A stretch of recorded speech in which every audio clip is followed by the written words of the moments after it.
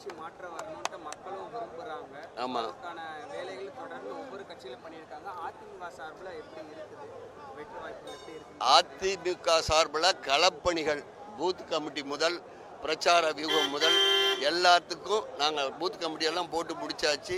பிரச்சார வியூகம் இப்படி இருக்க வேண்டும் என்று தலைமை சொல்றதை நிறைவேற்றுவதற்கு ரொம்ப தயாராக இருக்கும்.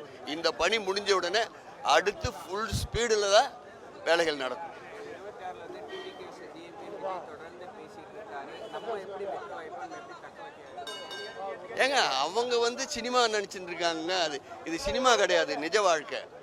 சினிமா அதை பார்ப்பீங்களே, அவங்க பேட்டி கொடுக்குறவங்கள நிலைகள்லாம் பார்த்தாவே உங்களுக்கு புரியும். எப்படிப்பட்ட மனநிலையில் உள்ளவர்கள்லாம் கத்துறாங்க, கடிக்கிறாங்க, ஆடுறாங்க, ஓடுறாங்க.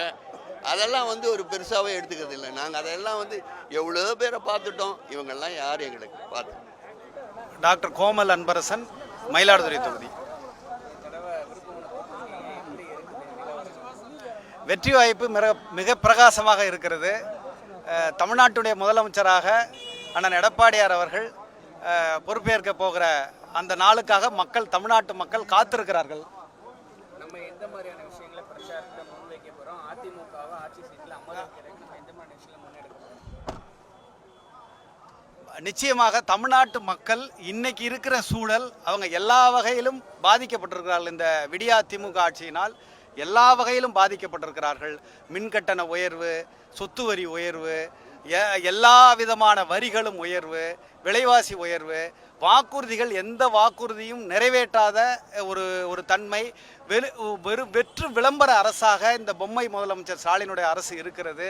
விவசாயிகளுக்கு எந்த பலனும் செய்யாத அரசாக இருக்கிறது. நெசவாளிகளுக்கு பலன் இல்லை, தொழிலாளர்களுக்கு பலன் இல்லை, ஆசிரியர்களுக்கு, அரசு ஊழியர்களுக்கு யாருக்குமே கொடுத்த வாக்குறுதியை நிறைவேற்றாத ஒரு மோசடியான அரசாங்கமாக, 420 அரசாங்கமாக இந்த ஸ்டாலினுடைய அரசாங்கம் இருக்கிறது. இந்த அரசாங்கத்தை என்றைக்கு வீட்டுக்கு அனுப்புவது என்பதிலே தமிழ்நாட்டு மக்கள் தயாராக இருக்கிறார்கள். தேர்தல் வர வேண்டும் என்பதற்காக எதிர்பார்த்து காத்திருக்கிறார்கள். அந்த நாளில் அண்ணன் எடப்பாடியாரை மீண்டும் ஒரு நல்லாட்சியை, உண்மையான மக்களாட்சியை தமிழ்நாட்டு மக்களுக்கு வழங்குவதற்காக அண்ணன் எடப்பாடி அவர்களை முதலமைச்சராக தேர்ந்தெடுக்க மக்கள் தயாராகி இருக்கிறார்கள். 2026 தேர்தல் ஒரு முக்கியமான மாற்றத்திற்கான தேர்தலாக இருக்குன்னு சொல்லி எல்லாருமே எதிர்பார்க்கிற தேர்தலாக இருக்குது. இல்லை விஜய் வேற இந்த தடவை களம் காண்றாரு. எப்படி இருக்கும் இந்த தேர்தல் வாய்ப்பு? எப்படி இருக்கு? ஏன்னா அவர் டிவிக்கே வெர்சஸ் டிஎம்கே தொடர்ந்து சொல்லிட்டே இருக்காரு. அது இந்த நூற்றாண்டுடைய மிகப்பெரிய நகைச்சுவை.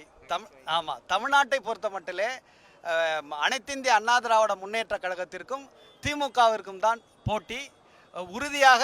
அதிலே 2026 மிகப்பெரிய திருப்பு முனையாக அண்ணன் எடப்பாடியார் அவர்கள் சொல்வதைப் போல 210 தொகுதிகளே அனைத்திந்திய அண்ணா திமுக தலைமையிலான அண்ணன் எடப்பாடியார் தலைமையிலான கூட்டணி வெற்றி பெறும்.